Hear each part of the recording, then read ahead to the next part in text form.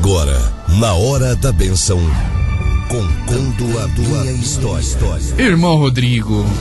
Sim, irmão Bruno. Vamos contar a história de hoje do nosso irmão Daniel. Irmão Daniel, vamos lá então, vamos lá. A paz de Deus, irmão Rodrigo. Meu nome é Daniel, moro na cidade de Tiradentes, na ZL, mano. Começo dizendo que nasci num lar cristão. Ainda pequeno, lembro que meu pai era porteiro na CCB e minha mãe era da Obra da Piedade.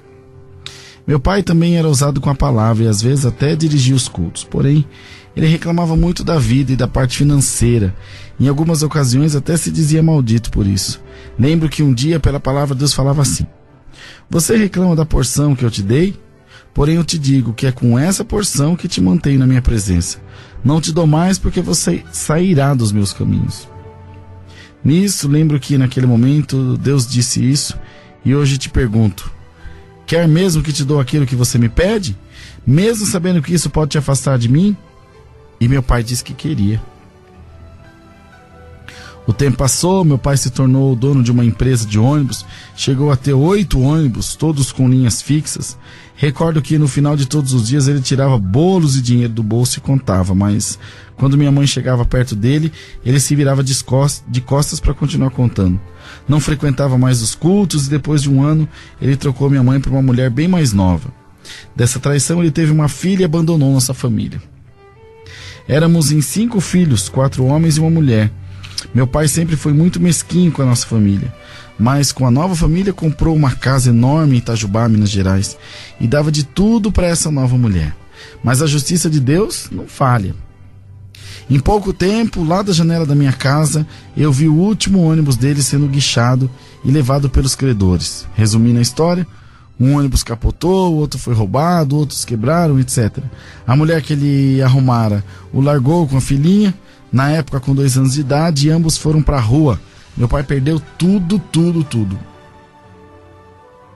Um dia meu irmão mais velho chegou em casa de serviço chorando e contou para minha mãe.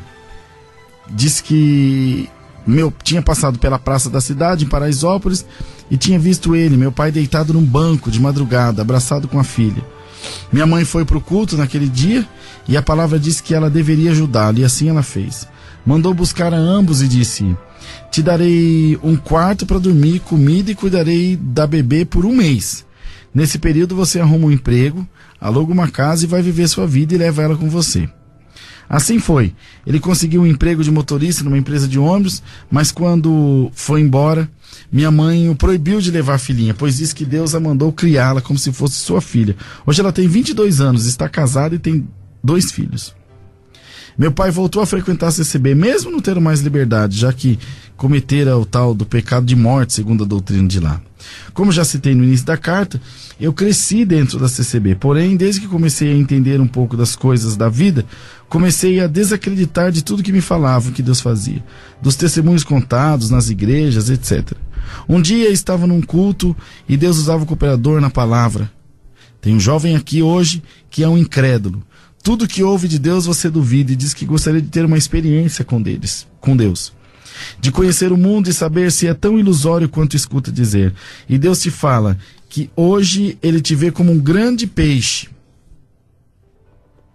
que quando fisgado pelo pescador, se debate, machuca-se e cansa.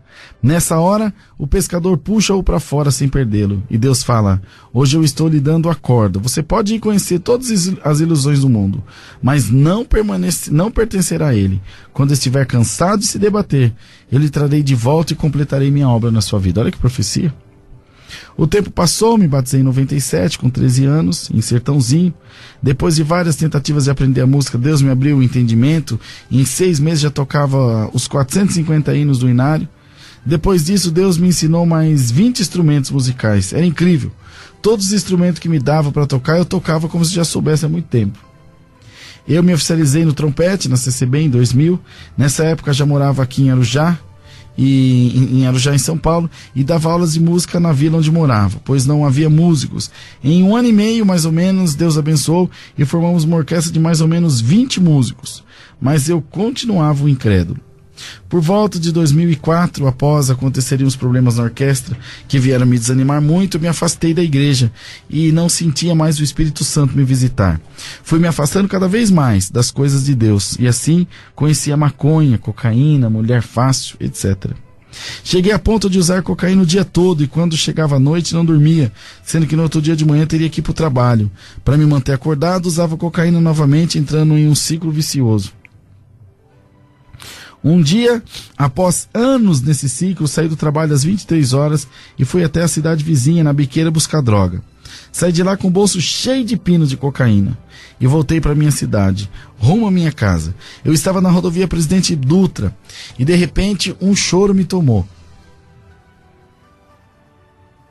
Depois de muitos anos sem sentir o Espírito Santo me visitar, voltei a senti-lo como um filme. E como um filme, minha vida passada na presença de Deus passou na minha frente e uma voz falou comigo: olhe para você, não é para isso que eu te escolhi. Naquele momento, eu coloquei a mão no meu bolso, peguei todos aqueles pinos e joguei fora. E nunca mais usei droga. Gente, isso é Deus, gente. Ainda assim, não voltei a frequentar as igrejas. Passei a ter depressão e não conseguia sair de casa.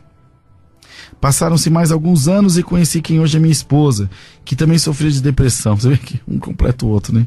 Hoje vemos que foi Deus que nos uniu, pois por um período, por meio do outro, foi se levantando. Casamos e Deus nos abençoou com 2 filhas.